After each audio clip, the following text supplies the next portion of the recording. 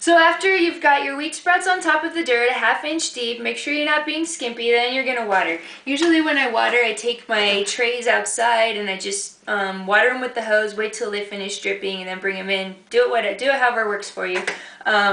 You want to water until the dirt gets nice and moist and the water is dripping out the bottom.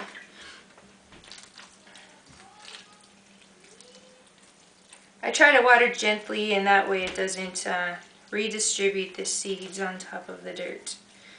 Okay, there we go. We are watered.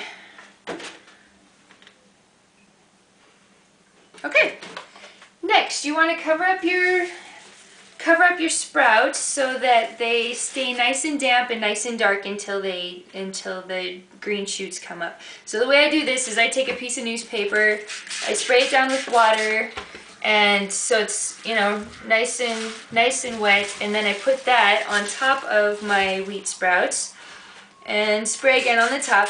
Now the trick here is you want to keep them dark, cool, and moist.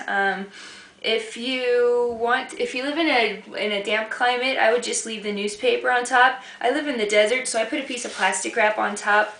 That cuts down on my workload, then I don't have to keep watering it all the time to keep it damp. Once you've done that, keep it in a dark location, a dark, cool location, and you're going to wait until you have green shoots that are about 1 inch tall. And that'll probably take a day or two. When the shoots are about 1 inch tall, here's what they look like. And then it's time to take the newspaper off and put them in a sunny location. Put them next to a window. Some people put them outside. What you don't want it to get too hot, and you don't want them to get dry. You want to keep them nice and moist. You want to keep them in sunlight, and you want to keep them cool, and that's going to be the best growing conditions for your wheatgrass. Now, from planting to harvesting takes about 7 days. So I usually use about 1 tray of wheatgrass per day, which means I'm planting a tray per day and I'm harvesting a tray per day. Here's planting, here's what it looks like when I harvest it, and this is 7 days later.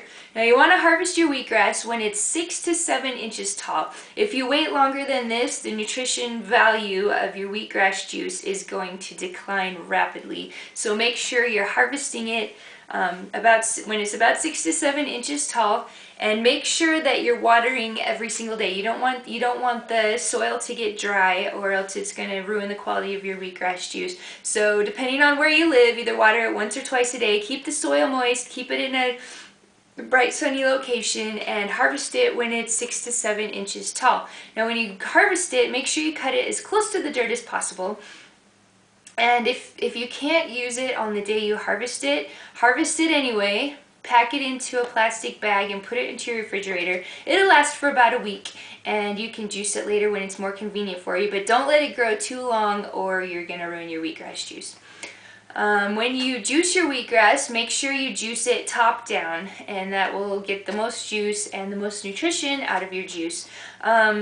Usually a tray, when I prepare it like this, 1 tray yields about, I don't know, 16 ounces of juice, give or take 4 ounces. So if you're planting and growing this properly and taking good care of it, you could get 16 to 20 ounces out of 1 flat, which is really amazing.